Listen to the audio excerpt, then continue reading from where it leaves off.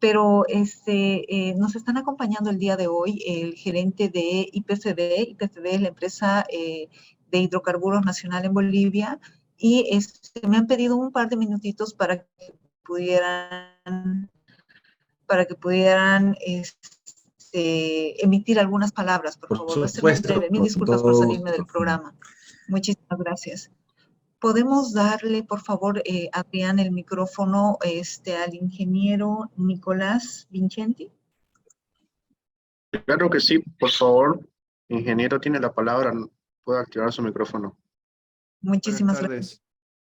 Bueno, muchísimas gracias por la invitación a la ponencia.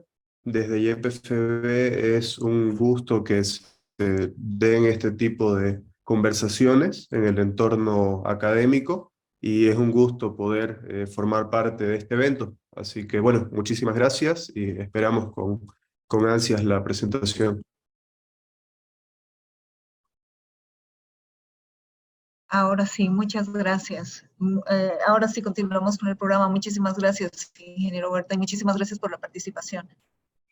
No, gracias a ustedes por la invitación el día de hoy, y un grato placer poder dirigirme a este numeroso público, compartir un poco mi experiencia en torno al área de reservas desde un enfoque de gestión, ¿no? Vamos a ver cómo realmente las herramientas que disponemos hoy en día a través del sistema de gestión de reservas del PRMS nos permiten tener una mejor gestión de nuestros activos petroleros.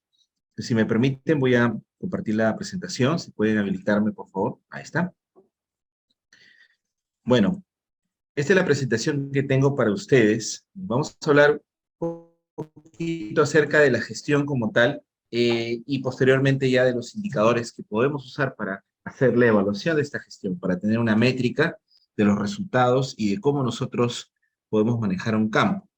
Primero vamos a hablar un poco en términos generales de cuál es la importancia del manejo y de la gestión de reservas y recursos en un campo de gas en particular, pero también se puede aplicar en general a campos de petróleo. Vamos a hablar un poco sobre el tema del PRMS 2018, cuál es el enfoque sistémico y en gestión de proyectos que tiene este estándar internacional ampliamente reconocido. Vamos a hacer una revisión muy rápida de lo que es la estimación de reservas y métodos de cálculo, y finalmente vamos a enfocarnos en la gestión, en los indicadores de gestión. Para empezar, y esto creo que es clave y es importante recalcar, las reservas para cualquier activo petrolero se constituyen en la base de la unidad de exploración y desarrollo de un campo. Significan el activo más importante sobre el cual uno puede hacer cualquier tipo de transacción. Y cuando me refiero a una transacción, me refiero a una aquí farm in, farm out. Si yo quiero tener una idea de cuánto vale mi activo, más allá de la infraestructura existente, que en algunos casos, especialmente en campos maduros, pudiera estar ya depreciada o amortizada, nosotros vamos a valorizar esa transacción por la compra o venta de una participación en un negocio de hidrocarburos, en un activo petrolero, a través de las reservas. En ese sentido es importante tener un dimensionamiento adecuado, mantener un buen inventario de los recursos hidrocarburíferos, proyectos que me van a llevar a conseguir el desarrollo de estos hidrocarburos. Cuando no tenemos esto, cuando no tenemos un sistema de gestión de reservas, lo que sucede es que, por lo general, empezamos a tener una ineficiente sustitución estratégica de la producción que se da cada año. Y esto es algo que ustedes pueden notar en los campos, ¿no? Si hacen unos cálculos muy simples de cuáles son los índices de restitución y observan de que este campo está perdiendo reservas, está perdiendo restitución, es porque no ha tenido un mapeo adecuado del inventario y de los proyectos asociados. O el otro problema que podría darse es que, teniendo ese mapeo del inventario y de los proyectos no se están ejecutando. Y eso significa para la empresa y para el Estado una pérdida de oportunidades, porque al desvalorizar mi activo, al no tener estos volúmenes esperados, probablemente mis estrategias de desarrollo van a estar mal conceptualizadas aquí en adelante, y la consecuencia directa va a ser una disminución de las reservas, y inclusive hay algunos indicadores que evalúan la duración de las reservas, y el tema de la autosuficiencia energética pues se va a ver afectada en el caso del país. Por supuesto, esto va a traer una pérdida de confianza de inversionistas y no va a permitir que la empresa o el país tengan una visión de sostenibilidad en su negocio. Esto es crítico, ¿no? Y a veces, por no hacer los esfuerzos previos, en esta etapa que requiere de muchos recursos, de mucho trabajo, podemos llegar a consecuencias no deseadas en la gestión de nuestros hidrocarburos y de nuestra industria en general, ¿no? Por esa razón, uno de los objetivos, ¿no?, aparte de hacer este inventario, es también identificar cuáles son nuestros grupos de interés. Siempre en toda gestión de proyectos es clave identificar los grupos de interés más importantes, los que se constituyen en el pilar del desarrollo del sector. En el caso de la industria de oil and gas y los temas de reservas en particular, las empresas operadoras son las que, ¿cómo se llama?, tienen el mayor interés en la actividad que van a desarrollar, digamos, estas mismas empresas, y sobre cómo se van a implementar los planes de desarrollo, los volúmenes que se van a recuperar en las concesiones, y en general son las que van a tomar acción directa en la actividad hidrocarburífera. En el caso particular de Perú, nosotros tenemos contratos de licencia, y de alguna forma las empresas privadas son las que tienen, como se dice, la dirección para poder desarrollar esos proyectos y poner los volúmenes en producción. El Estado es el interesado en que los inventarios se mantengan y tengan sostenibilidad, pero depende mucho del trabajo de las empresas. En el modelo que tienen ustedes de asociación entre empresa y IPFB, pues ahí IPFB y las empresas privadas en conjunto son los propietarios de esos volúmenes de hidrocarburos, entonces tienen que hacer un esfuerzo muy importante para que estos inventarios se mantengan y sean sostenibles en el tiempo. Por otro lado, tenemos los entes reguladores, las organizaciones, como por ejemplo la Agencia Nacional de Hidrocarburos de Colombia, Perupetro en Perú, la CNH en México, la ANP en Brasil, que son las entidades gubernamentales que de alguna manera regulan y están pendientes de cómo están cambiando estos inventarios año a año, y qué políticas y qué acciones están desarrollando las compañías para que esos inventarios no se agoten. Porque el objetivo es ese, ¿no? El objetivo es que tengamos una continua restitución y nuestros inventarios nos den sostenibilidad para los siguientes años. Ya después vamos a hablar por qué es importante eso cuando revisemos los indicadores. El sector financiero, que son, digamos, los bancos, fondos de inversión, que están pendientes, digamos, a través de los créditos que ofrecen a las empresas para el desarrollo de sus proyectos. Y por otro lado, también podemos tener no solamente fondos de inversión, bancos tradicionales, sino también inversionistas, ¿no? Estos son los nuevos actores, diría yo, digamos, empresarios que tienen capitales, que tienen holdings de empresas que se dedican a varios rubros, y que de alguna forma quieren poner un poco de capital en industria, en oil and gas, tener cierta rentabilidad. Entonces, estos inversionistas son, digamos, nuevos actores que agilizan el desarrollo de proyectos. A veces las empresas más pequeñas o junior no tienen la misma capacidad de acceso a un crédito tradicional a través de bancos. Pero los inversionistas pueden ayudar a eso, ¿no? Porque tienen dinero disponible y pueden ejecutar algunos proyectos. Algo que quiero mencionar, además de estos 4 actores principales, podemos tener otros más. Podemos tener, por ejemplo, a las comunidades que están aledañas a la zona de desarrollo de los campos, que hoy en día han cobrado un papel muy importante. No de manera directa afectan el tema de las reservas, sino tiene que ver más con la viabilidad de los proyectos que permiten extraer los hidrocarburos y desarrollar estas reservas. El otro grupo de interés importante también es la universidad, la academia, ¿no? Y en este caso, como ustedes, como estudiantes universitarios, pues definitivamente tienen un interés en que se desarrollen los proyectos en los campos y que haya posibilidad de trabajo, posibilidad de hacer proyectos de tesis, investigación. O sea, hay múltiples actividades que pueden de alguna manera ligar lo que ustedes hacen como estudiantes o el interés de ustedes como estudiantes y lo que de alguna forma se desarrolla en la industria a partir de los proyectos que generan pues valor, ¿no? Que permiten explotar estos hidrocarburos. Por eso, en este mapeo de grupos de interés debemos tener en cuenta todos los actores y cuál es su interrelación con, digamos, la actividad como tal. A partir de eso, nosotros podemos sostener, por ejemplo, que la industria en general, y eso lo podemos ver en diferentes áreas, sigue una serie de estándares, ¿no? Así como tenemos las normas API, ASTM, en ingeniería mecánica tenemos la ASME.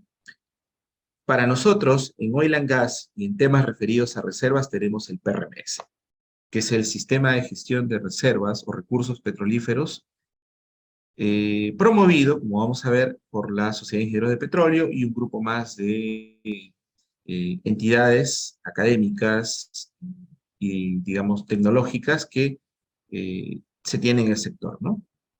Además de este PRMS, que es nuestro estándar, tenemos también el reporte de modernización Oil and Gas de la SEC, que de alguna forma establece lineamientos para aquellos que quieren cotizar en bolsa, ¿no? De cómo debemos presentar los reportes de reservas. Esto lo vamos a ver en la siguiente diapositiva, ¿no? Acá tenemos justamente los dos enfoques. El enfoque sistémico, como un estándar, como si fuese un ISO, que es el PRMS, para las reservas. Como les comentaba, la entidad madre es la Sociedad de Ingenieros de Petróleo, pero hay otras entidades como la IAPG, la IAG, la SPWE, SPULA, la SEC, el World Petroleum Council, de alguna forma tienen un menester y participan hoy en día de manera activa en la actualización tanto de la norma, el estándar, como de los guidelines, de los lineamientos para su aplicación. El otro documento, que es para quienes cotizan en la Bolsa de Nueva York, es el reporte de modernización de Oil and Gas de la Security and Exchange Commission de los Estados Unidos, la SEC, la Comisión de Valores de los Estados Unidos, que define cuáles son lineamientos especialmente aplicados para reservas probadas que de alguna forma se necesitan para cotizar en bolsa y colocar las cifras de una forma oficial, ¿no? Como una especie de disclosure, ¿no? Una forma transparente de mostrar cuál es el valor de mis activos y de esta forma poder acceder a crédito, también valorizar acciones de la compañía, etc. En los dos casos, independientemente cuál sea el método que vamos a evaluar, o usar, perdón, para la evaluación, que es el Petroleum Resources Management System o el reporte de la SEC, las reservas deben ser cantidades de hidrocarburos descubiertas, remanentes, recuperables y comerciales de proyectos de desarrollo aplicados. Siempre van a estar relacionadas a proyectos. O sea, para nosotros no es reserva lo que no se pueda monetizar, lo que no se pueda producir. Y esto, por favor, siempre hay que tenerlo muy claro. Me había olvidado en esta diapositiva, aquí puse un poco el detalle de estos grupos de interés. Esto es para que conozcan un poco de Perú, ¿no? Cómo estamos organizados. Tenemos una Agencia Nacional de Hidrocarburos, que es Perupetro. Tenemos una Dirección General de Hidrocarburos del Ministerio de Energía y Minas, una agencia reguladora, que es OCINERMIN, empresas operadoras como Petrol, Petrotas, CNPC, Petroperú, la agencia recaudadora de impuestos, que es la SUNAT, que depende del Ministerio de Economía y Finanzas, y algunos grupos de inversiones, bancos, etc. Cuando hablamos acerca de reservas, yo creo que una de las cosas que debemos tener muy claro es que no hay reservas bajo el enfoque del PRMS si no tenemos tres condiciones o tres elementos clave. El primero de ellos es la existencia del reservorio. Ustedes creo que le dicen yacimiento, nosotros le decimos reservorio, que es básicamente la estructura, la roca en el subsuelo que contiene los hidrocarburos. Y este reservorio para que sea un reservorio, digamos, productor de cantidades comerciales de hidrocarburos, necesita, de alguna forma, tener ciertas características, tener una buena porosidad, una buena permeabilidad, y que haya una continuidad lateral del reservorio, que se puede extender a lo largo del yacimiento, que se puede extender en lo posible a lo largo del área de concesión. La segunda condición es propiedad. ¿Y a qué me refiero con propiedad? Es la titularidad sobre los hidrocarburos. Es tener un contrato con el Estado, con el gobierno o con el ente guest que nos permita acceder por concesión, y es importante recalcar eso, a los hidrocarburos del subsuelo. ¿Cuántas modalidades contractuales hay? Depende mucho de los países, pero se pueden agrupar en tres principalmente. Las modalidades contractuales conocidas como Profit Sharing Agreement o contratos de licencia, Production Sharing Agreement, que son los contratos de participación, y contratos de servicio. Los primeros es un sistema muy sencillo. Se le entrega la concesión a la empresa realiza sus actividades extractivas y paga una regalía en especias o en dinero al ente regulador host, que puede ser una agencia de hidrocarburos o puede ser una empresa estatal.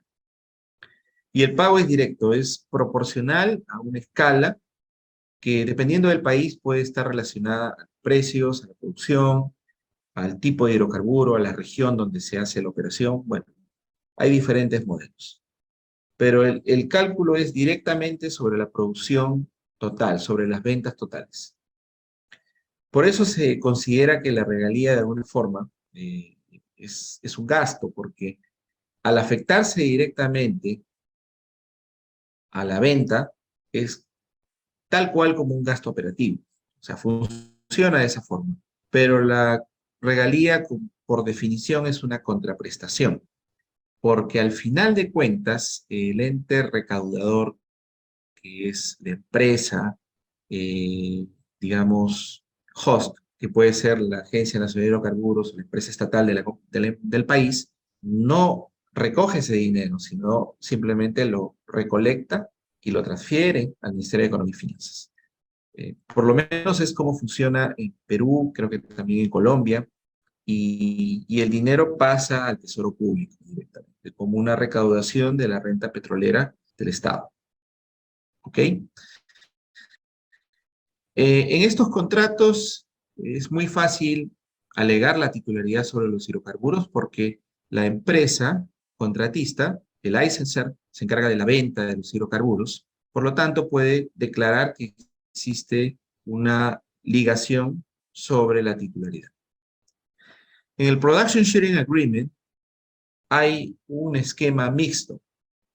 La empresa, digamos, privada, se asocia con una empresa estatal, ambos forman un consorcio, desarrollan una actividad hidrocarburífera, pero las inversiones son cubiertas parcialmente por la empresa privada, especialmente en los primeros años.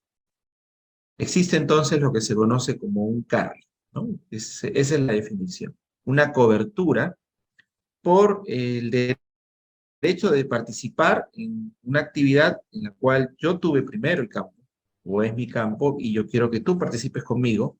Vamos a compartir un poco los riesgos, especialmente los financieros, los asumes tú, y más adelante vamos a repartir las ganancias, en virtud a una proporción, a una regla que se establezca, que puede estar relacionada al precio, producción, ingresos, etc. ¿No? Hay varias modalidades, pero el enfoque es básicamente, tengo una concesión sobre la cual voy a trabajar en conjunto con la empresa estatal, voy a hacer una cobertura de las inversiones iniciales, y luego, después de que se recupere estas inversiones, no hay un cost recovery, se procede a reajustar los porcentajes de participación en el consorcio.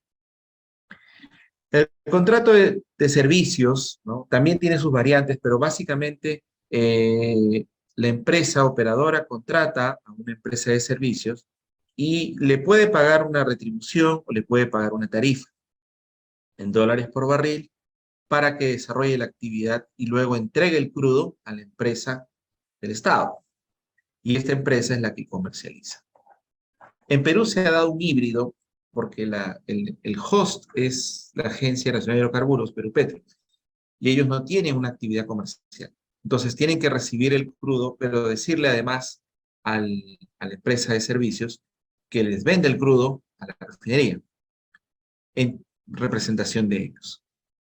Y ahí hay una cierta transferencia de titularidad que le permite a la empresa de servicios, que es un operador en realidad de campos, buquear reservas. Como decimos nosotros, buquear, ¿no? Es el término de hacer inventarios. Entonces, el segundo aspecto importante es la propiedad. Y el tercero es el proyecto.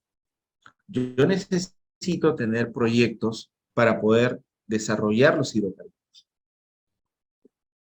Sin proyecto no existen reservas. Sin proyecto no existe comercialidad. Sin derecho sobre los hidrocarburos no existe titularidad y tampoco puedo hacer proyectos. Los tres elementos tienen que existir para que pueda darse eventualmente el desarrollo de un proyecto con reservas. Y las reservas van a estar clasificadas y categorizadas de acuerdo a la actividad, al riesgo, a la chance de madurez, y se categorizan, por supuesto, de acuerdo a la incertidumbre. En el eje X vamos a tener un incremento de la chance de comercialidad, subclases y clases, y en el eje, perdón, en el eje Y, y en el eje X vamos a tener la categorización de las reservas, es básicamente la incertidumbre en los cálculos, en los estimados, producto de insuficiente información para manejar el activo, producto de heterogeneidades que pueda tener el yacimiento. ¿Ok? Entonces, este concepto es clave para que nosotros entendamos cómo se manejan los inventarios de hidrocarburos.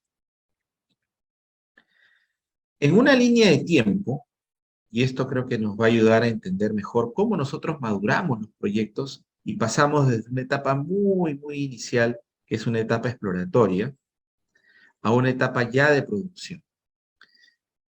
El proceso que se sigue es similar a lo que nosotros conocemos como la gestión integrada de proyectos. Un proceso State Gate Process, o sea, proceso a través de puertas. Y este proceso a través de puertas de acceso tiene hitos. El primer hito es el descubrimiento. Es cuando yo estoy en una etapa inicial, exploratoria, con recursos cuya clase se conoce como prospectivos, recursos no descubiertos aún, que se esperan descubrir en el tiempo, los cuales, después de un éxito exploratorio, pasan a una primera fase de evaluación. Aquí yo ya descubrí hidrocarburos, los recursos se llaman contingentes, pero no tengo claridad sobre los volúmenes existentes.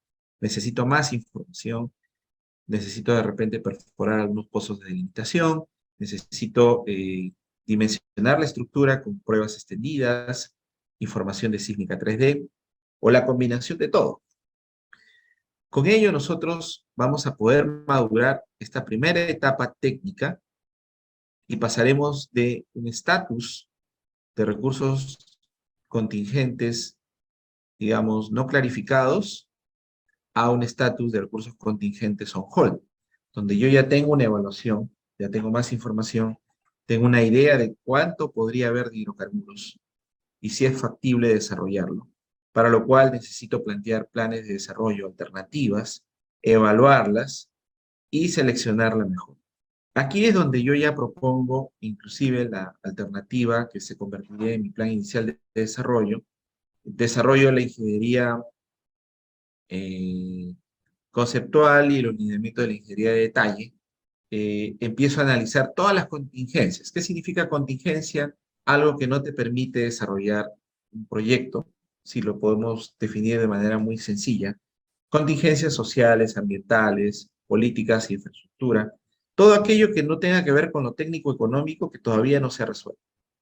Una vez que yo tengo claro eso, puedo hacer una declaratoria de comercialidad. Y a partir de aquí el contrato pasa de una etapa de exploración a una etapa de desarrollo. En esta declaratoria de comercialidad, mi proyecto ya tiene seriedad, ya tiene norte, tiene reservas. todavía justified for development, o sea, justificadas para un desarrollo, todavía no están desarrolladas, pero estamos a punto de conseguir ya una decisión final de inversión con presupuesto, con actividad, con planes de ejecución que eventualmente nos van a llevar a una etapa donde implementaremos este plan de desarrollo, construiremos las facilidades, construiremos, digamos, haremos el tendido de ductos y desarrollaremos la perforación, valga la redundancia, de desarrollo, para poner en producción el campo eventualmente en el último acceso, la última puerta que sería el First Oil, First Gas. ¿Ok? Esta línea de tiempo es muy interesante de analizar porque hasta el Justified for Development, la chance de comercialidad es creciente. A partir de tener ya una decisión final de inversión, un presupuesto aprobado, comprar digamos, todas las facilidades, los tanques, las líneas, perforar digamos, el plan de desarrollo, ya no hay vuelta atrás. O sea, el proyecto se va a hacer sí o sí. Por eso se dice que la chance de comercialidad es 100% una vez que yo declaro el Final Investment Decision o decisión final de inversión. ¿Ok? Esto es muy importante. Acá hay algunas preguntas. Hay una pregunta que la vamos a dejar luego, justo están muy buenas las preguntas y las vamos a ir aclarando cuando veamos esa sección. Así que pueden seguir haciendo sus preguntas, muchachos. ¿Qué más? Otra cosa que quiero mostrar en torno, esta es nuestra matriz de clasificación y categorización de reservas y recursos. Es muy importante que nosotros como ingenieros de petróleo, esto es como hablar de nuestras tablas termodinámicas en los cursos de fisicoquímica, por ejemplo, las tablas de propiedades, presión, temperatura crítica, temperatura de ebullición. Es como hablar de nuestras tablas de tamaño de casing, peso específico, en libra por pie, ¿no? Las tablas de tuberías para los reservorios,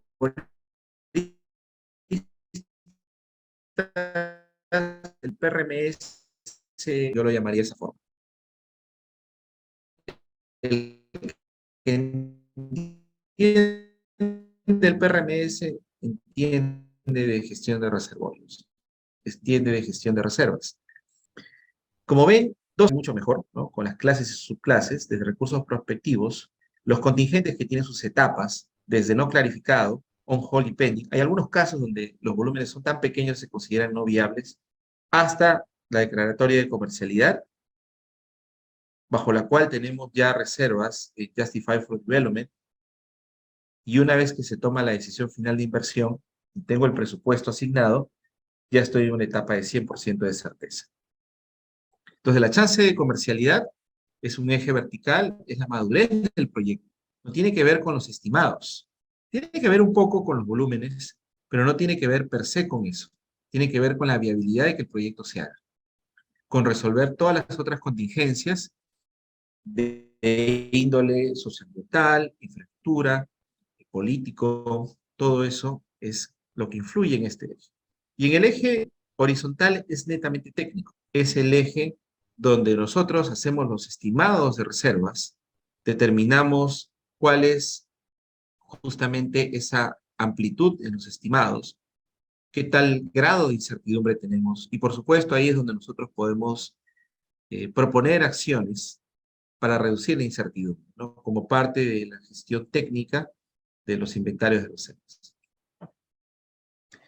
Algo que quiero destacar en este pequeño diagrama que ven ahí, y esto lo sostiene de una manera muy clara el PRMS, especialmente lo enfatiza en el 2018, que hay que separar los proyectos. Si yo puedo tener un área donde tengo, digamos, una zona dentro de un yacimiento que tiene un mayor grado de desarrollo, pues justamente esta zona me va a permitir buquear reservas y va a tener una línea de tiempo distinta a otra área que puede estar contigua, pero que no se ha perforado, o se ha perforado, digamos, un primer pozo recién, pero el área ha sido declarada todavía en exploración. Entonces, las líneas de tiempo son diferentes para un proyecto con recursos y para un proyecto con reservas. Mientras estos volúmenes están todavía en una etapa de recursos y no hay una declaratoria de comercialidad, hay que trabajarlo por separado respecto a estos. A pesar que pueda ser eventualmente la misma estructura. Eso pasó en el lote 57, por ejemplo, en Perú. Es bien interesante que se mantenga el desglose hasta que los proyectos o hasta que la actividad forme parte de un solo proyecto. Y eso se llama agregación de reservas. Aquí les muestro un mapa de los principales activos de gas que tenemos en la zona de Camisea. Tenemos 3 lotes productores, 88, 56 y 57, que ya tienen reservas en todas las categorías, ¿no? Desde probadas, desarrolladas, no desarrolladas, un poco de probables y posibles. Tenemos algunas estructuras que consideramos leads, ¿no? Para recursos prospectivos, y tenemos un descubrimiento en el lote 58, en realidad 4 descubrimientos, 4 estructuras que han sido probadas, pero todavía están en esta etapa. A nosotros lo que nos ha faltado, por ejemplo, es el desarrollo de infraestructura. Ha sido todo un tema de discusión, dónde colocar ese gasoducto del sur, hacia dónde llevar el gas, porque el mercado potencial se va a desarrollar. La experiencia que nos dicen los países que tienen mucho más años en el tema es que una vez que yo coloco la molécula de gas en un lugar, el mercado crece. Es inevitable. En cambio, eso de repente, esa expectativa de crecimiento no la puedo materializar en un contrato o en una predicción, en un pronóstico. Por eso es que no se considera para los escenarios más viables. Y cuando voy a conversar ese tema con un banco, él te va a decir, pero, ok, tu expectativa es que puedes crecer, tienes volúmenes mayores, pero ¿dónde está la seguridad que vas a tener un mercado? O vas a tener un ducto para llevar el gas hacia tu mercado. Entonces esas son las discusiones que justamente se generan y tiene que ver más que todo con el tema de la chance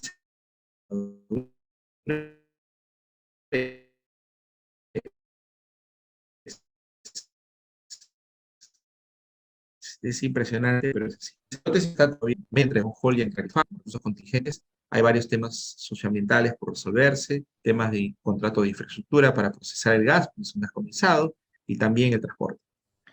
Resumiendo, ¿no? Porque esto lo van a encontrar ustedes con más detalle en el PRMS. Recursos prospectivos, cantidades de petróleo estimadas a ser potencialmente recuperadas de estructuras no descubiertas todavía mediante proyectos de desarrollo de futuro, recursos contingentes, que ya son cantidades de petróleo estimadas a ser potencialmente recuperadas de acumulaciones conocidas, pero que todavía no pueden declararse como comerciales. Y las reservas sí ya reúnen todos estos elementos, son cantidades descubiertas, remanentes, comercialmente recuperables de acumulaciones conocidas a una fecha dada bajo condiciones definidas en torno a los proyectos aplicados. Entonces ya pasamos esa viabilidad de que se hace o no, se va a hacer. Por lo tanto, esa declaratoria de comercialidad se convierte pues en un punto de partida o una partida de nacimiento para el desarrollo de estos volúmenes de hidrocarburos. Y bueno, cuando hablamos de reservas, en particular, podemos citar las categorías, ¿no? Voy a ser muy breve en el tema. Tenemos reservas probadas, y dentro de las probadas tenemos desarrolladas, que se refieren principalmente a pozos existentes, ¿no? Ya sea en producción actualmente, o intervalos que han sido determinados o evaluados en pozos existentes, algunos cerrados, otros que no han sido validados o perforados, pero que se han identificado a través de registros, a través de evaluaciones, y que podrían convertirse en intervalos de producción con alguna intervención en el pozo. Entonces, en estos casos, todos los casos, en pozos existentes tenemos reservas probadas desarrolladas, en producción y en no producción. Si en un caso particular, este workover, este well service, tuviera un costo mayor al 30% del costo del pozo en perforación y completación, se podrían considerar un trabajo especial que se conoce como un major expenditure, o sea, un monto digamos, significativo de inversión que solamente por el monto, por el costo, hace que esta subcategoría de probadas desarrolladas no produciendo pase a probadas no desarrolladas. Y las reservas probadas no desarrolladas, vamos a ver esto en el gráfico siguiente, corresponden a las ubicaciones que se pueden perforar dentro del sweet spot, o sea, el área de drenaje del yacimiento. Pueden ser ubicaciones infill, pueden ser ubicaciones para completar un desarrollo, pero básicamente son estas las reservas probadas no desarrolladas. Entonces ya sabemos, reservas probadas desarrolladas, no desarrolladas, todas cumplen con el criterio de que son volúmenes que tienen certeza razonable, esto es, una probabilidad de recuperar los hidrocarburos del 90% a más. Es una probabilidad mayor.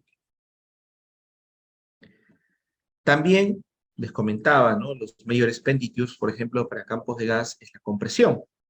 Cuando nosotros hablamos de compresión, ¿por qué ponemos un sistema de compresión? ¿Cuál es el objetivo? ¿Qué impacto tiene sobre los pozos productores? Es básicamente reducir el trabajo que necesita el sistema para llevar la molécula de gas, no solamente hasta la superficie, sino hasta el punto de fiscalización y venta. Si yo puedo darle una mano a esa molécula de gas con un sistema de compresión en superficie, voy a hacer que la presión fluyente de fondo baje, con lo cual puedo expandir más el campo de gas al abandono, y de esta forma se incrementan sus reservas y producción. Es súper interesante, pero es muy directo en entender que la compresión afecta de manera positiva al incremento de producción o a mantener el plató por un tiempo más largo, en este caso, y a la incorporación de reservas. También tenemos las reservas de categorías no probadas, las que conocemos como probables o posibles. Estas pueden estar asociadas a intervalos de menor certeza de existencia, bloques fallados, por ejemplo, áreas de no, digamos, de una continuidad no demostrada con claridad, también interpretaciones en los modelos de curvas de declinación que tienen un mejor performance, ¿no? Con unos volúmenes adicionales. Eso también se consideran reservas probables o posibles.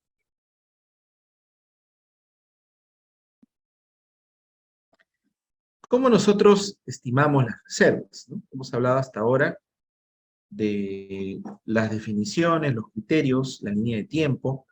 Ahora nos toca hablar un poco de los procedimientos de cálculo.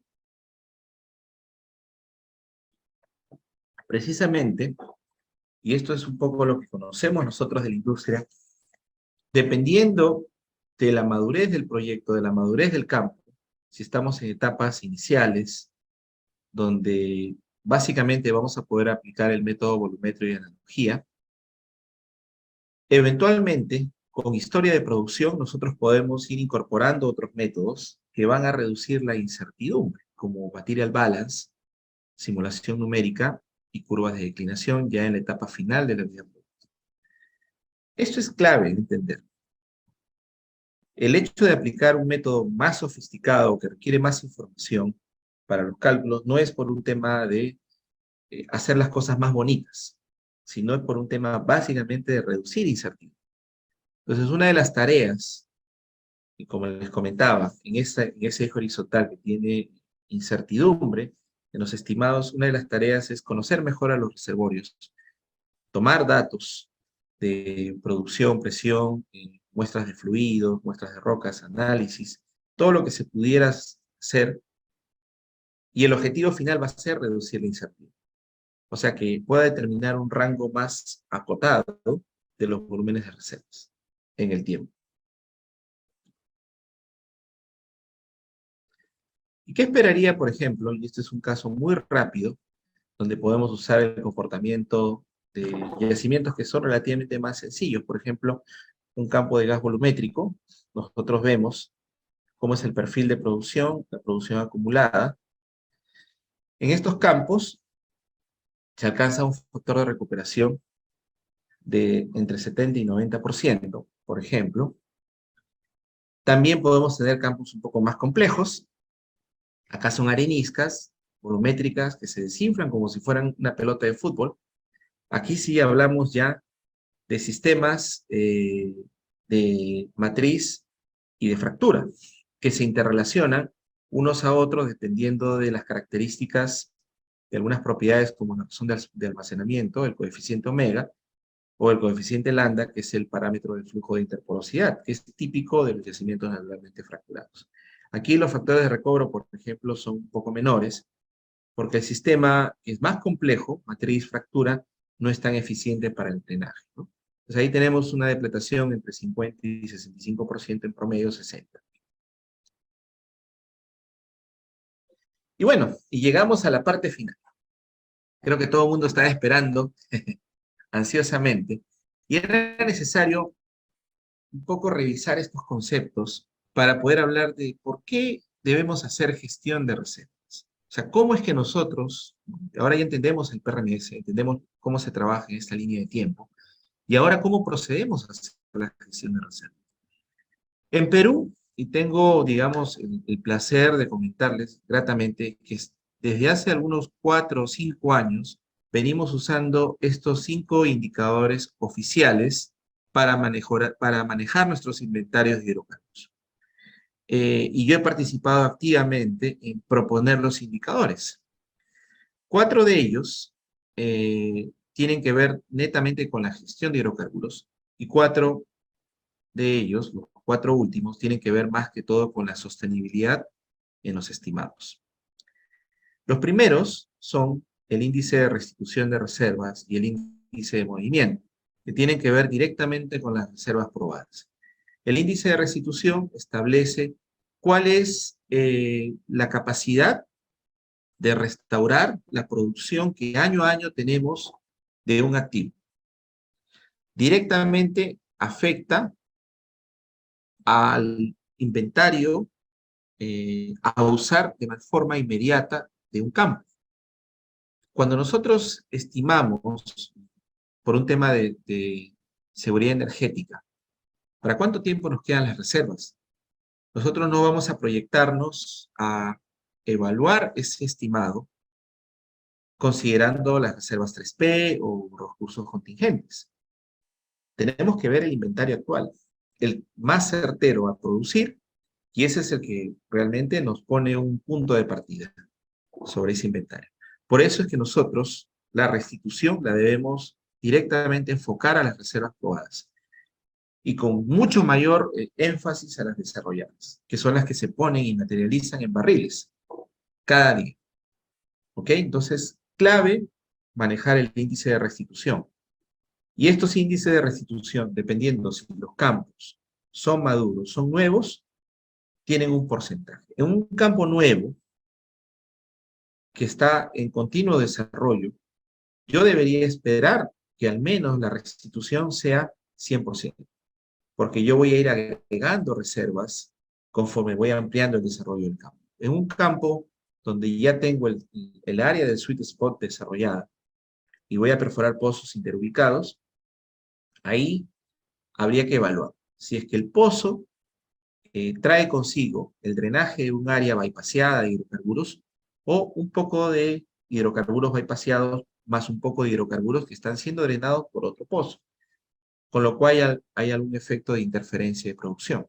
Entonces, eso es probablemente algo que nos diga en este tipo de campos donde estoy haciendo un downsizing de desplazamiento, una reducción de espaciamiento. Este downsizing de espaciamiento hace que se acelere la producción. Por eso es que es importante evaluar eso con más detalle, ¿no? El índice de movimiento de reservas mide entre 2 años consecutivos de evaluación cuál es el porcentaje de las reservas que se van perdiendo o van aumentando año a año. Luego tenemos 2 indicadores que tienen que ver con la madurez de los proyectos. El índice de comprobación, que marca una pauta sobre qué volumen de las reservas totales corresponden aprobadas. Y esto obviamente, en un campo que ya tiene cierto grado de madurez en desarrollo, significaría, por ejemplo, que nuestros índices de comprobación deben estar en más de un 70-75%. Porque ya el proyecto es maduro. Porque los estimados son muy parecidos entre 3P y 1P. El índice de desarrollo marca también otra pauta, que es básicamente del total de reservas, uno ve cuánto corresponden a las probadas desarrolladas, o sea, cuánto corresponde a los pozos existentes en producción. Los otros 4 indicadores, yo los puedo subclasificar como indicadores de sostenibilidad. En primer lugar, el factor de recobro, que es un indicador muy sencillo de calcular, ¿no? Aparentemente, que es básicamente la producción acumulada entre el original y el intrace. Para el factor de recobro es importante que nosotros siempre solicitemos cuál es la referencia, actual o ALUR, para saber, digamos, exactamente sobre cuál término estamos hablando. El factor de recobro final sería la producción acumulada más las reservas 2P, que es el escenario most likely, entre el original y el intrace. El factor de recobro te va a decir qué tan eficiente ha sido en el activo para poder producir los hidrocarburos. Y si estás por debajo o por encima de las cifras esperadas en un cálculo rápido, generalizado, digamos, de acuerdo al mecanismo de impulsión con métodos primarios. Los otros 2 indicadores son sumamente interesantes, son los índices de autonomía de reservas y recursos. Cuando echamos una mirada sobre para cuánto tiempo nos quedan las reservas, este indicador, que es básicamente la relación entre las reservas 1P y el pronóstico de producción del siguiente año, nos dice para cuántos años van a durar las reservas que tenemos. Y a veces esa situación puede generar bastante ansiedad, bastante temor en los países, en los gobiernos, porque puede ser que nuestro horizonte no se proyecte más allá de 10 años. Y eso es lo que le viene pasando, por ejemplo, a Colombia, que continuamente hace esfuerzos de restitución para mantener los índices de autonomía en 7 años y no se agoten estos índices de autonomía, o sea, no sea más grave la situación.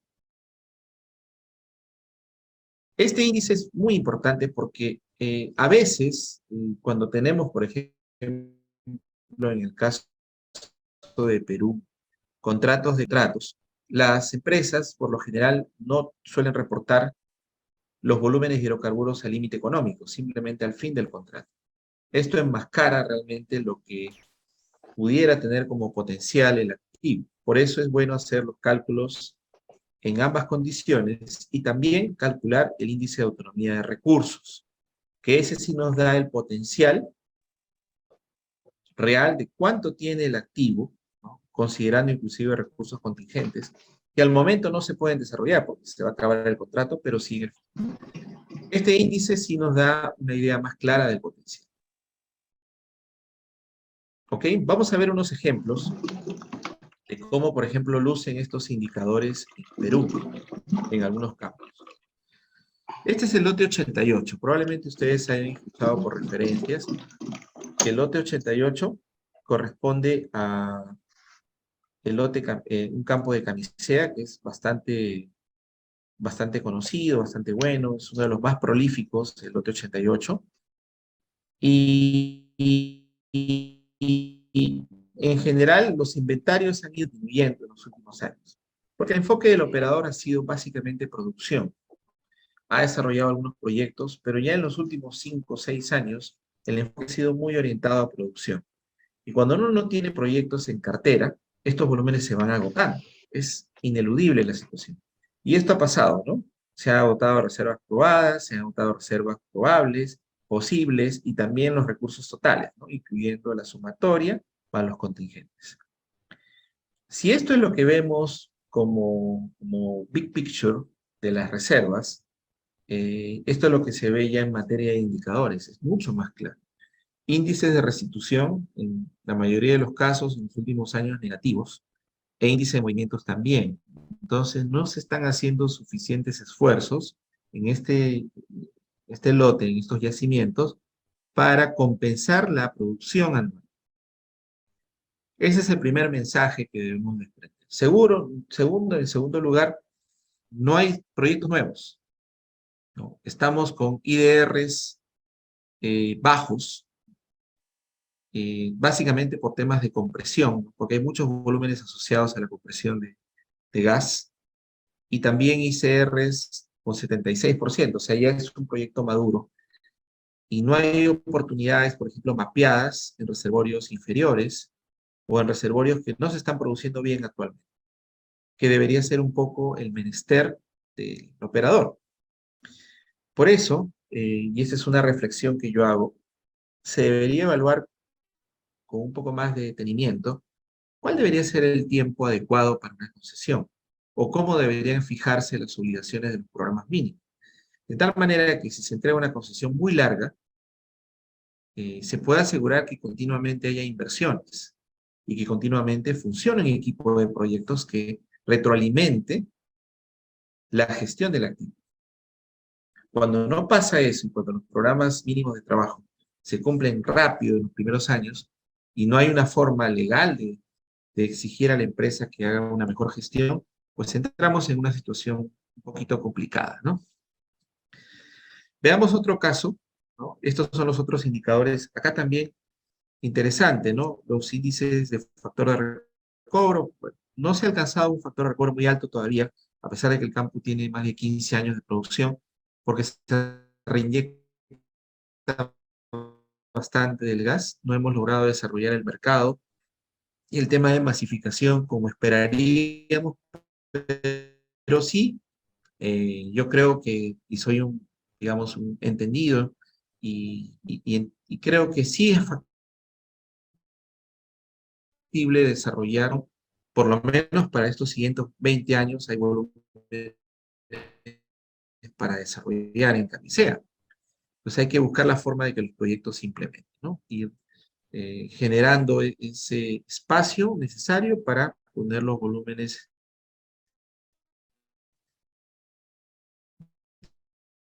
digamos, en superficie y muestral, pero que todavía, por algunas razones circunstanciales que se han dado en los últimos 3 años, el lote está cerrado. Y este lote, de alguna manera, no ha permitido, eh, digamos, no se ha podido, no se ha tenido la posibilidad de, ¿cómo se llama? No se ha tenido la posibilidad de poder poner en producción nuevamente el activo está listo, necesita unas inversiones para reactivar pozos, para reconstruir infraestructura que se ha deteriorado por el lote estar paralizado 3 años, ¿ya? Y otras acciones adicionales para poner en ejecución el campo. Hasta el 2019 tuvimos inventarios, ¿no? De ahí en adelante los volúmenes se han mantenido, pero no hay una actividad clara en el lote, no hay producción. Y esa es una de las situaciones, porque yo les traigo mi experiencia en Perú, que estamos afrontando bastante hoy en día. Tenemos volúmenes de hidrocarburos que podemos medir con herramientas de gestión, pero no estamos desarrollando los proyectos. Entonces, esa es otra situación que se está presentando. Y esto trae otra reflexión, ¿no? ¿Qué podemos hacer para que estos indicadores mejoren? Y esto es ya a nivel país. En los últimos años hemos tenido 2018, 2019 una mejora en los índices de restitución, pero no ha sido suficiente, ¿no? Los volúmenes de reservas probadas han cambiado un poquito, de 340 a 345 a 350, pero no es que realmente hayamos tenido un salto de calidad de pasar de 350 a 500 millones de barriles. Sin embargo, hay volúmenes grandes de reservas en categorías probables, posibles y recursos contingentes que están a la espera de estos proyectos para tener un impacto en los inventarios y, por supuesto, en los indicadores. Y bueno, con esto estoy dando por concluida la parte de la presentación. Muy agradecido por haberme escuchado. Yo quisiera que me comenten un poco sus inquietudes, sus preguntas, para poder atenderlas con todo gusto. Muchas gracias, ingeniero. Ahora vamos a pasar a leer las preguntas del chat. Por favor. Ok. La primera pregunta es de Edgar Sotos Silva.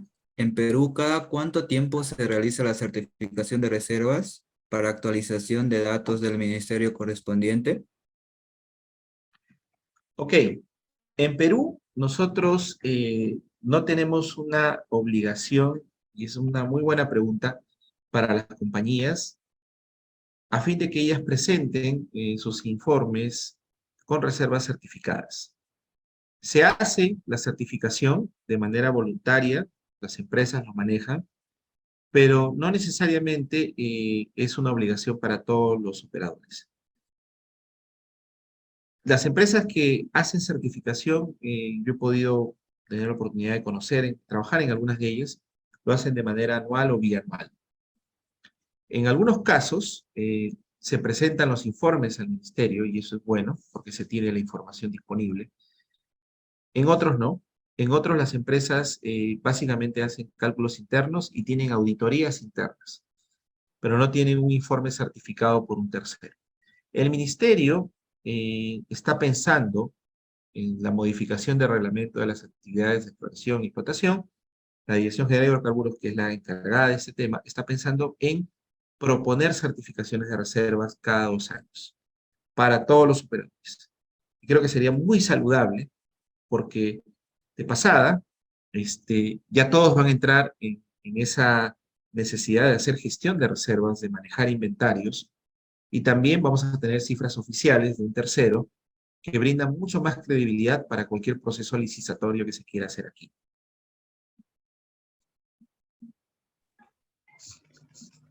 Perfecto. Buenas tardes, ingeniero. Fernando Jamón que pregunta, dice, ¿qué materias debo de repasar muy bien para ser un excelente ingeniero petrolero? Ah, caramba. Podría decir todas, pero es muy difícil. Realmente ser un especialista. Nuestra industria es muy, muy buena, es muy diversa, en muchas especialidades.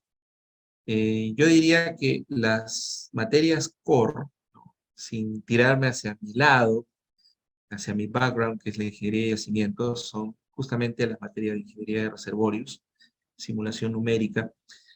De alguna forma, estas materias, estas disciplinas, son particulares de la industria de oil and gas. Estas sí nos distinguen de todas las demás industrias porque tienen que ver con el flujo de fluidos a través del medio poroso, con la caracterización de reservorios, con el entendimiento de la dinámica de hidrocarburos en espacios porales intercomunicados. Y esto es muy particular, pues, de la industria de oil and gas, ¿no? Las otras especialidades utilizan mucho las disciplinas, digamos, de soporte. Ingeniería de perforación, por ejemplo, usa mucho la parte de mecánica de fluidos, hidráulica, usa un poco de química también, la parte de diseño mecánico, ¿no? Al momento de hacer diseño de sarta de perforación. Ingeniería de producción usa, por ejemplo, mucho el tema de flujo de fluidos en medio poroso, de sistemas de tratamiento. Hay mucho trabajo también con la parte química.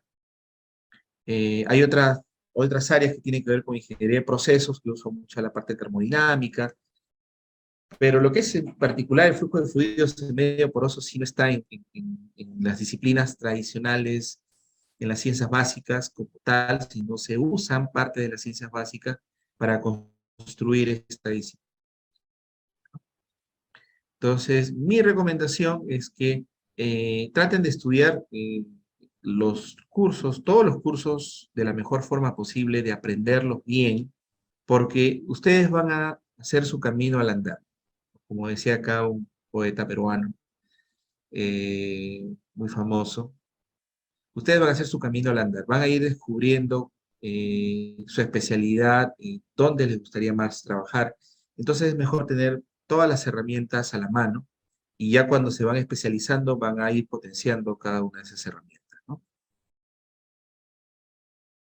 Perfecto. La siguiente pregunta de Gustavo Ríos. En el Perú, ¿cómo se muestran principalmente los valores a través de la estimación y certificación de reservas o los indicadores de reservas? ¿Cómo se muestran los valores? O sea, ¿cómo se muestran las cifras? Sí. Muy buena pregunta. En Perú, lo que hacemos, bueno, las compañías operadoras, por cierto, lo que hacen es presentar los informes anuales. Eso sí, no hay certificación como tal de un tercero, pero todos los años las compañías están obligadas a entregar sus informes anuales. Y esta es una práctica común que se viene haciendo de una forma eh, consecutiva durante los últimos 15 años. Y siguiendo el PRMS, porque es lo que ha adoptado el Ministerio de Energía y Minas, yo diría en los últimos 5 años.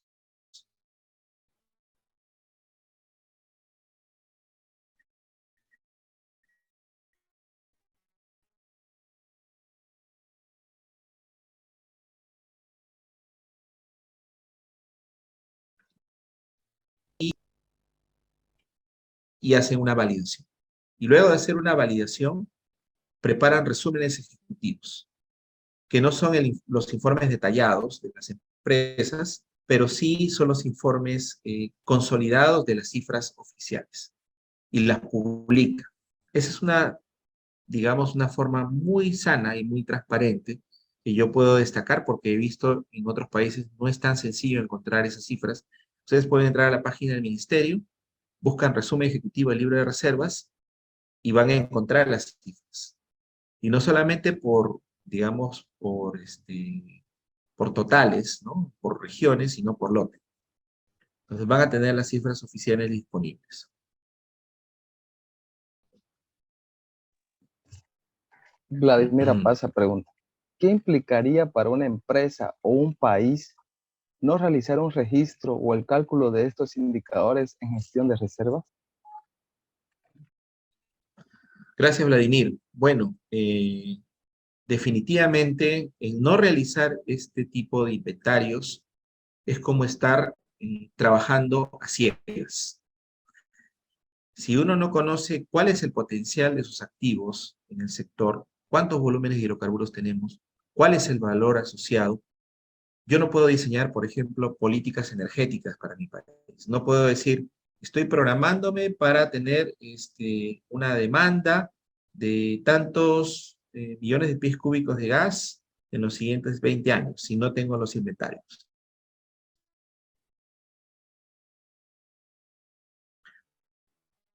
O petróleo, de importar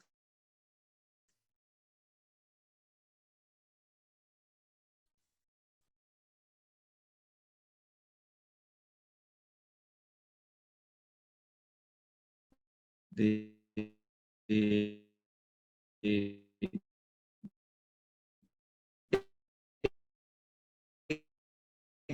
de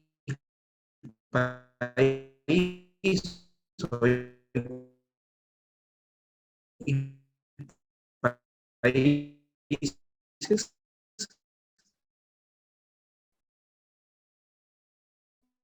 para atender. Si no tenemos nuestros inventarios bien hechos, bien monitoreados, no vamos a saber si nos va a... Y lo peor es que como no tenemos mapeados los proyectos, tampoco vamos a saber qué hacer para incorporar nuevos volúmenes. Nos vamos a convertir probablemente en un país dependiente e importador, ¿no? Y eso no es bueno para la economía. Gracias. La próxima pregunta es de Ajata Flores Limber Romario. De todos los indicadores que usted ha podido presentar, ¿cuál sería el que no podemos dejar de estimar o el que tiene mayor relevancia entre todos? Qué buena pregunta. Justamente hice un énfasis especial, lo voy a poner por aquí.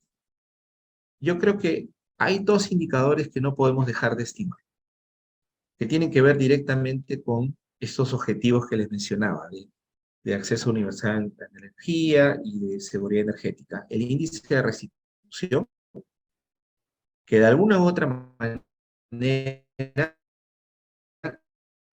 tiene impresa en campo, o un país para, para toda su actividad energética.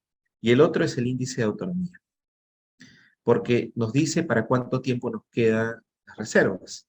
O sea, esos 2 indicadores sí o sí los tenemos que tener muy claros en nuestras cifras, en nuestro objetivo del día a día.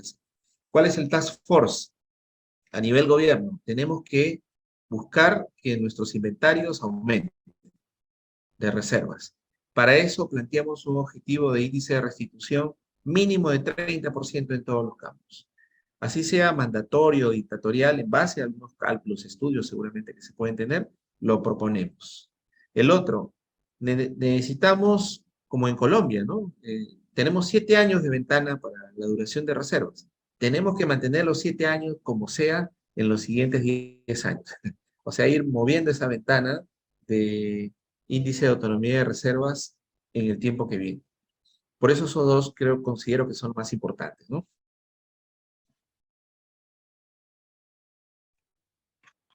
Gracias.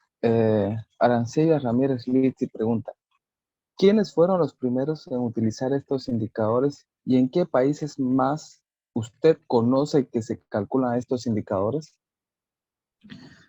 Mira, la primera pregunta, no estoy tan seguro. No sé si en algunos países se han empezado a usar estos indicadores. Yo lo que he visto, que esos dos indicadores que les mencioné, sí los he visto en alguna bibliografía, inclusive en algunos reportes en México, en Colombia. Vi que empezaron a usar estos indicadores más o menos desde el 2015. Desde esa fecha he visto que se ha empezado a trabajar un poco más en este tema. Acá en Perú ya lo hemos puesto como una práctica. Lo que nos falta, porque ahora ya tenemos bien los inventarios, ya las compañías lo saben, nos falta tomar acción. Porque los indicadores nos dicen, las métricas nos dicen que hay algún tema por resolver, pero hay que tomar acción. Si no, nos vamos a quedar en la mitad de la tarea.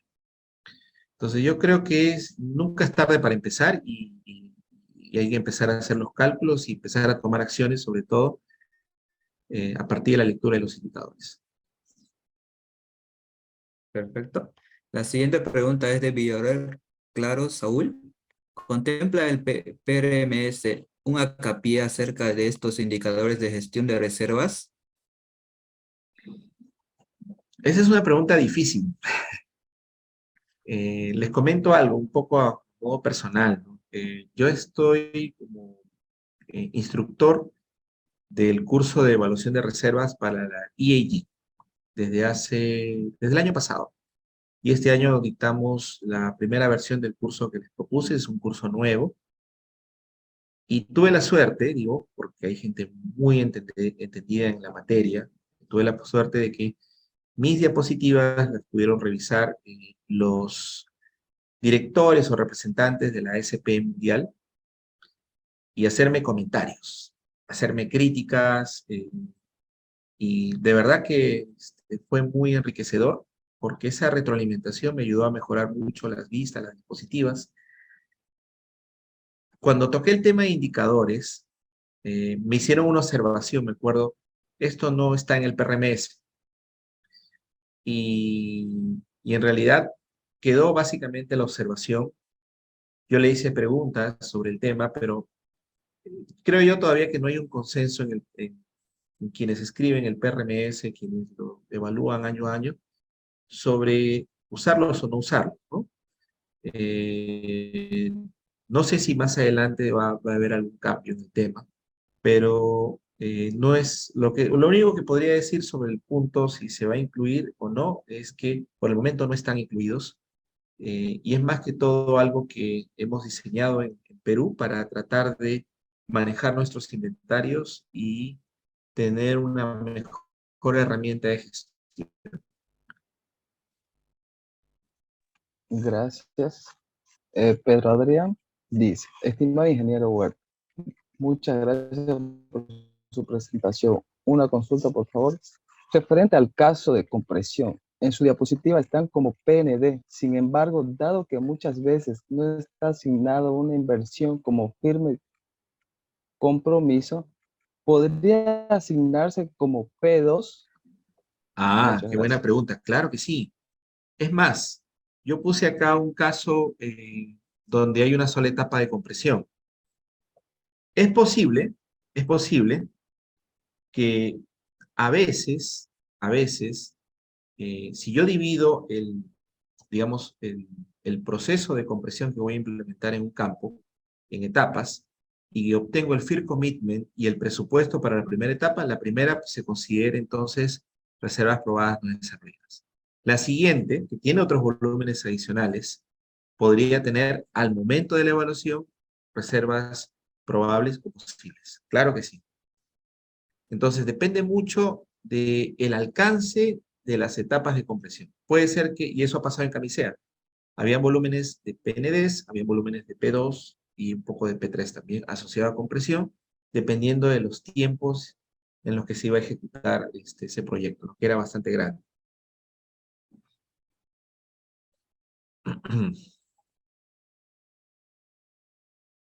Bueno, continuando, Mateo Ferrachola hace la siguiente pregunta.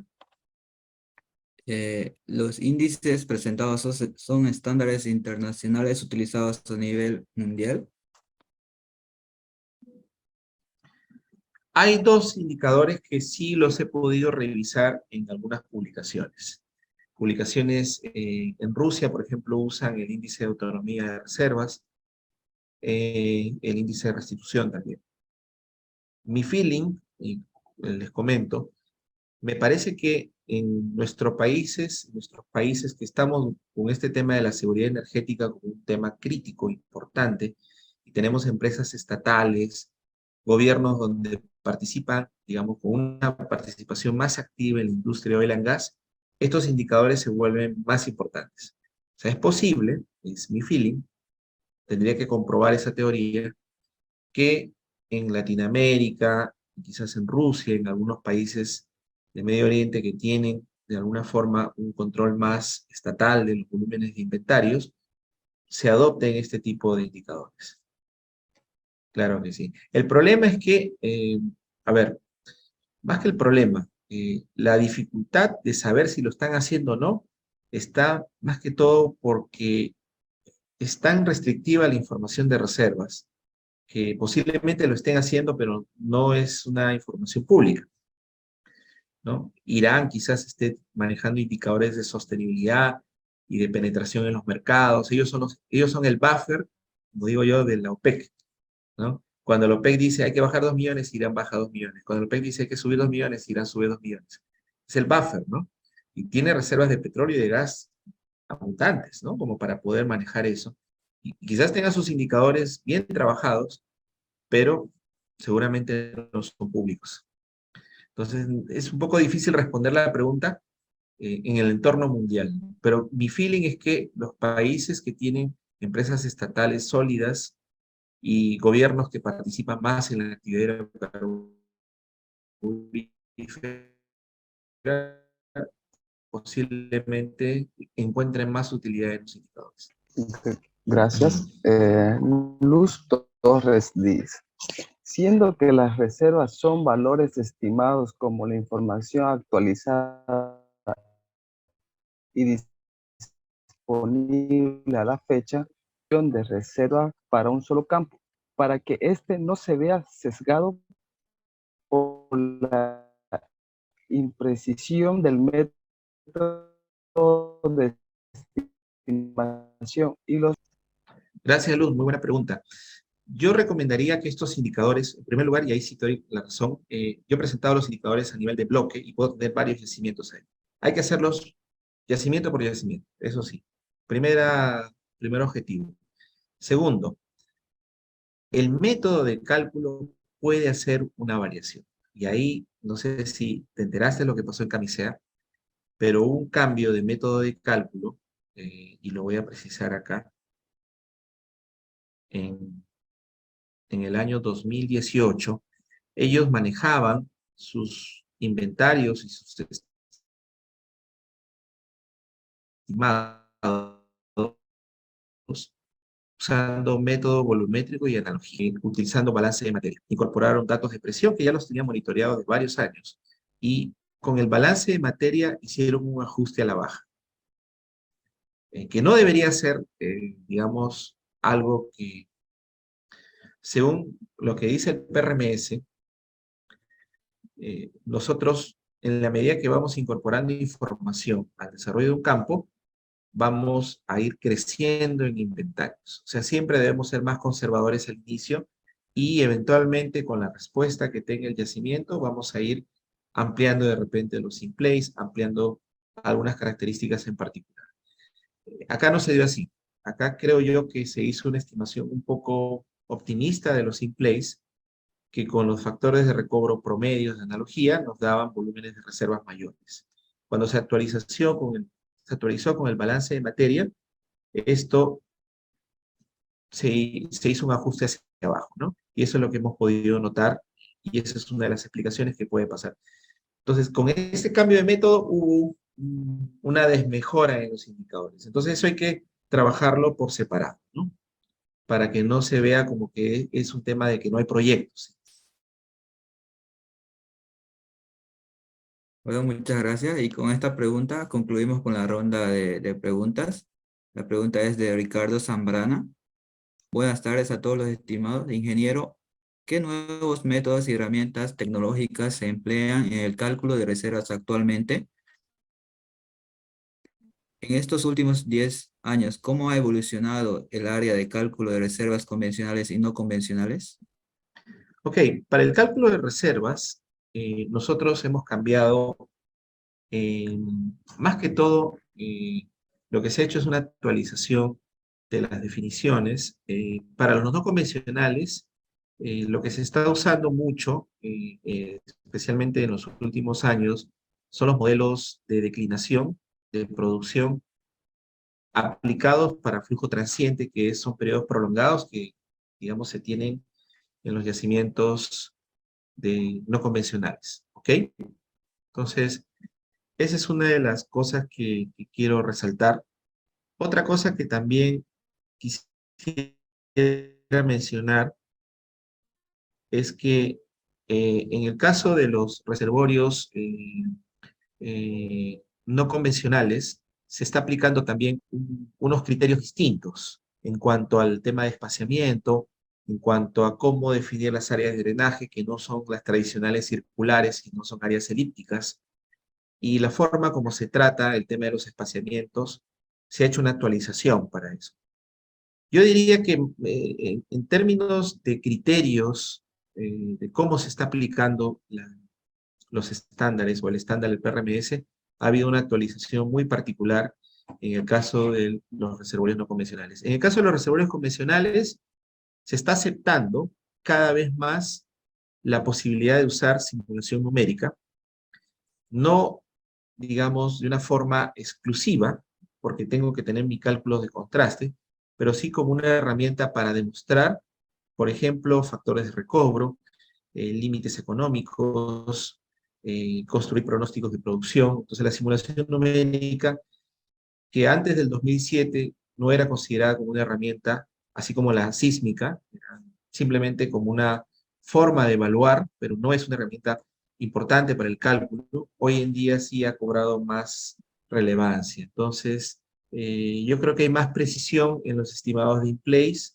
usando los modelos 3D, por ejemplo, más precisión en los estimados de recuperables, considerando pues los factores de recobro que podemos obtener de los modelos de simulación, etc., ¿no? Entonces, en esos avances también hemos tenido para los reservorios convencionales.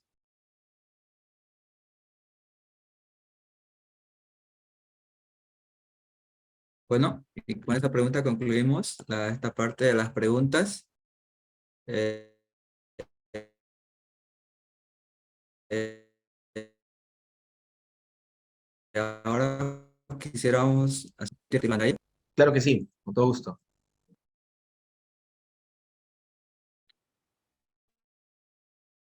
Bueno, ingeniero Víctor Huerta, agradecerle por su colaboración en este webinar a nombre de parte del director de carrera de la Universidad, de la carrera de Ingeniería Petrolera de la Universidad Autónoma Gabriel René Moreno y el capítulo estudiantil de la SP Sección Bolivia. Queremos hacerle expresar nuestro agradecimiento por su brillante disertación y quisiéramos hacerle llegar este certificado.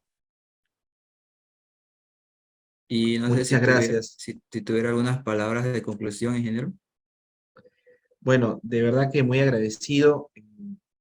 Estoy muy sorprendido del interés que hayan tomado sobre el tema.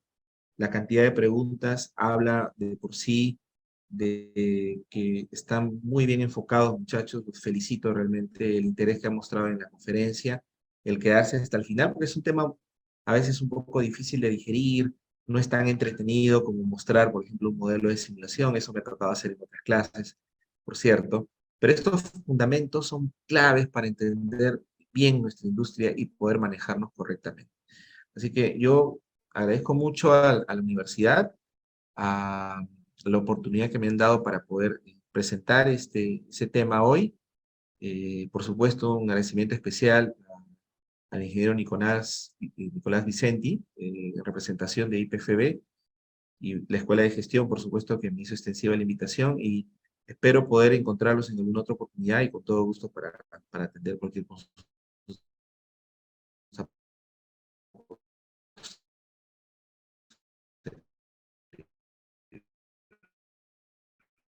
Muchas gracias y un gran abrazo a todos desde Perú. Gracias, muy bien. Y es lo de nuestras próximas actividades.